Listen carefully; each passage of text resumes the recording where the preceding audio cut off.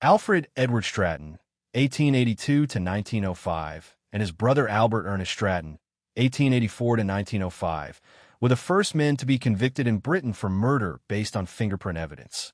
They were both executed at 9 a.m. on May 23, 1905, at H.M. Prison Wandsworth. The case, otherwise known as the Mask Murders, due to the black stocking-top mask that had been left at the scene of the crime. The Deptford Murders, due to the location, or the Farrow Murders, the last name of the victims, was one of the earliest convictions using forensic science. The crime. On Monday, March 27, 1905, at 8:30 a.m., William Jones went to Chapman's Oil and Color Shop at 34 Deptford High Street, where he worked. When he arrived at the shop, he found it closed and shuttered, which he found very unusual. The manager of the paint shop, Thomas Farrow, aged 71, lived with his wife and, aged 65, in the flat above the shop, and he was not in the habit of having the shop still closed at such a late hour. Unable to open the door, Jones tried knocking, but since he did not get any response from either Mr. or Mrs. Farrow, he peeked through a window and saw that there were chairs knocked over.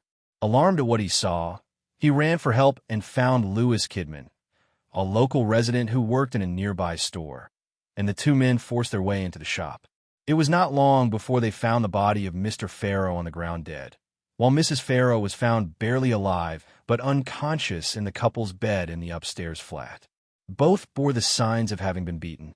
A doctor and the police were called, and Mrs. Farrow was taken to hospital. The investigation. Despite the disarray within the shop, the police found no signs of forced entry. It was shortly determined that robbery was the motive. Jones told the police that Mr. Farrow would collect the week's earnings and deposit them to a local bank every Monday, and an empty cash box was found on the floor, which was estimated to have contained about 13 pounds, equivalent to 1,800 pounds in 2023. To ensure the doctor would not trip over it, Sergeant Albert Atkinson pushed it aside with his bare hands.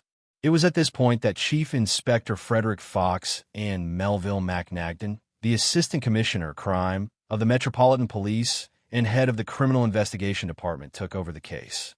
Aside from the lack of forced entry as well as the empty cash box, it was clear that Mr. and Mrs. Farrow had been attacked separately, and the discovery of two black masks fashioned from stockings that were left at the scene indicated that there were two men involved. Since the victims were in their night clothes, the police had speculated that Mr. Farrow was deceived into opening the door while he was still half asleep. He was immediately attacked, but was still conscious enough to go after the robbers, and was hit again. His assailants went up to the upstairs flat, attacked Mrs. Farrow, located the cash box, and fled with the money. However, based on the separate pools of blood at the scene, it was determined that Mr. Farrow had again regained consciousness, and this time the men killed him and afterwards washed their hands in a nearby basin. When McNagden was told of the empty cash box, he chose to examine it. He noticed that on the underside of the box's inner tray, there was a greasy smudge which appeared to be a fingerprint. As a member of the Belper Committee, which had recommended the use of fingerprints as a method for identification 5 years before, he wondered if this might be a case to test out this new technique. He used his handkerchief to carefully pick up the cash box, had it wrapped in paper, and took it into the fledgling Fingerprinting Bureau at Scotland Yard. Established on July 1st, 1901, the Fingerprint Bureau had proven its worth with the conviction a year later of Harry Jackson for burglary, thanks to fingerprint evidence. It was now headed by Detective Inspector Charles Stockley Collins, who was regarded as the foremost English fingerprint expert of his time. Despite its earlier successes, especially in identifying previously convicted criminals who try to pass themselves off pseudonymously, the technique was still considered unwieldy, and both men knew that they were risking public ridicule with the intense scrutiny that a murder case would generate. Furthermore, even if they succeeded in identifying the owner of the fingerprint, they still needed to convince a potential jury sufficiently to convict. Detective Inspector Collins examined the print thoroughly and determined that the print was made through perspiration and appeared to have been left by the thumb, probably from the right hand. He compared it with those of the Farrows and that of Detective Sergeant Atkinson, and was satisfied that the print did not belong to any of those people. Although the Bureau had 80,000 to 90,000 sets of prints on file, There was no match on any of them as well, which meant that they would need to find a suspect to compare it with. The initial hope of the police was that Mrs. Farrow would give a description of her assailants, but she died in hospital on March 31st without regaining consciousness. In an effort to identify the robbers, the police resorted to the usual practice of interviewing potential witnesses to the crime. Fortunately, there was no shortage of them, for many saw two men. One of them dressed in a dark brown suit and cap, the other in a dark blue serge suit and bowler hat, leave the paint shop at around 7:30 in the morning of March 27th. Two of these witnesses, a professional boxer named Henry John Littlefield and a local girl named Ellen Stanton, positively identified the one in the dark brown suit as Alfred Stratton. Although he did not have a criminal record, Alfred Stratton was known to the police as being a vagabond and was known to have contacts in the criminal underworld. Alfred's brother Albert was also a known police character, and the description of the other man given by the witnesses matched him. The identification of Alfred was apparently confirmed when Alfred's girlfriend, Annie Cromarty, told the police that he had disposed of his dark brown coat and changed his shoes the day after the murder. She also recalled him asking for a pair of old stockings. Based on this lead, warrants for the arrest of the pair were issued, and they were taken into custody on April 2nd and fingerprinted. Based on a tip by Annie Cromarty, police were able to recover 4 pounds that was buried near a local waterworks. When Detective Inspector Collins received the 2 sets of fingerprints taken from the Stratton brothers, he compared them to the print on the cash box, and he concluded that it exactly matched with the right thumbprint of Alfred Stratton. The items are now in the Crime Museum in New Scotland Yard. The brothers were charged with murder, and the trial set on May 5th, 1905 at the Old Bailey. When the Stratton brothers were brought to trial, McNagton, Collins, and Richard Muir, the prosecutor for the Crown, knew that they would face an uphill battle. Since the fingerprint was the only tangible evidence that they had, the case would stand or fall on that evidence, and the defense would try their best to undermine it. Fingerprinting pioneer Henry Faulds was a vocal detractor because he had the mistaken notion that one fingerprint match was unreliable. Thus, the defense retained him as a witness. Also set to testify for the defense was Dr. John George Garson, who advocated anthropometry over fingerprinting as a means of identification. Both men were professional rivals of Edward Henry, the commissioner of the Metropolitan Police, who established the Fingerprint Bureau and was responsible for the acceptance of fingerprinting in the English legal system. He was also in attendance. The prosecution called over 40 witnesses to the stand.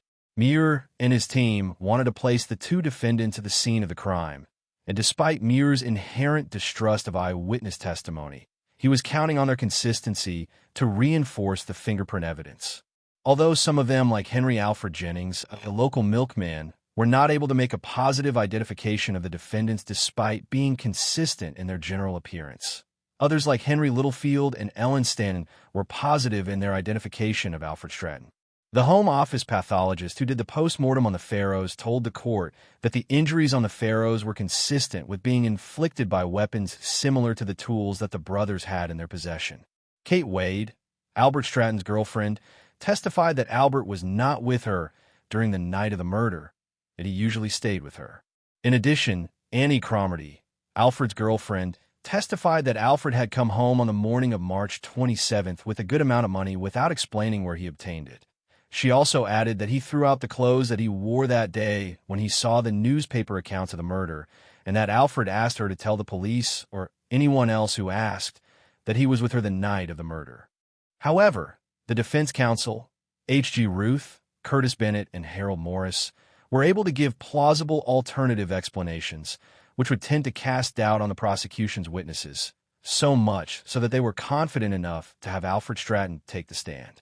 He testified that at about 2:30 in the morning of the 27th, he was awakened by his brother Albert, who was tapping on the window and wanted to borrow money from him for a night's lodging. He replied that he would check if he had some, and when Alfred came back to tell his brother that he had none, Albert was gone. He went out and found his brother some distance away in Regent Street. It was there that they were seen by several witnesses who testified having seen them at around that time. He told his brother that he had no money and offered to let him stay for the night. Albert agreed and slept on the floor, and the brother stayed until 9 in the morning. He explained the 4 pounds that was recovered by the police as money, which he won over a boxing contest a couple of months before. He buried the money 3 weeks prior to the murders, and he intended to give the money to Annie Cromarty. Muir had anticipated this tactic by the defense, and before calling Inspector Collins, he summoned William Giddings, who worked in the jail where the Stratton brothers were confined awaiting trial. Giddings related a conversation that he had with Albert Stratton, who said, "I reckon Alfred, will get strung up and I shall get about 10 years. He has led me into this." Muir hoped to impress the jury into thinking that that statement would be counted as a confession. Then he called Inspector Collins to the stand. Expert testimony. It was Muir's intention to first establish Inspector Collins' credentials as an expert in the field of fingerprinting before the jury, then explain, in layman's terms, how fingerprinting worked as a means of identification. Collins was then made to discuss the fingerprint involved in the case. He showed the jury the cash box that was recovered from the scene, the fingerprint that he was able to obtain from the box, and demonstrated how it matched with the right thumbprint of Alfred Stratton for up to 12 points of agreement. At the request of a member of the jury, Collins also demonstrated the difference in a print caused by various levels of pressure. After Collins took the stand, the defense called Dr. John Garson to the stand. They were hoping to discredit Collins' testimony by establishing his credentials as one of Inspector Collins' mentors, thus giving to the jury the impression that he was more of an expert than Collins in the study of fingerprinting. As expected, he testified that upon examination of the print taken from the cash box and that of Alfred Stratton, he would say with certainty that they were not in agreement. However, the defense failed to reckon with the fact that Garson was not an expert of fingerprinting, but of anthropometry, its rival field in identification. As a matter of fact, he had spoken against fingerprinting in the Belper Committee, and there was one more thing of which they were unaware, which Muir intended to use to his advantage. In cross-examination, Muir called into evidence 2 letters, each written by Garson. One letter was to the Director of Public Prosecutions, the other was to the solicitor for the defense. Each letter said that Garson would be willing to testify for either side in the trial, depending on who would pay him more. The judge, Mr. Justice Chanel, remarked that after writing 2 such letters, he would opine that Dr. Garson was an absolutely untrustworthy witness. Having seen the credibility of Dr. Garson as a witness shattered, the defense decided not to call Dr. Faulds as a witness, fearing that Prosecutor Muir would have something to discredit him as well. Conviction and execution. After both sides had given their summations, and the jury had been given their final instructions, it took them a little more than 2 hours of deliberation to find the Stratton brothers guilty of murder, and on May 6, 1905, they were sentenced to death by hanging. The sentence was carried out on May 23rd the same year. What do you guys think of these 2 brothers? Leave a comment below. Also, if you enjoyed this video, like, share, and subscribe to the channel for more interesting stories.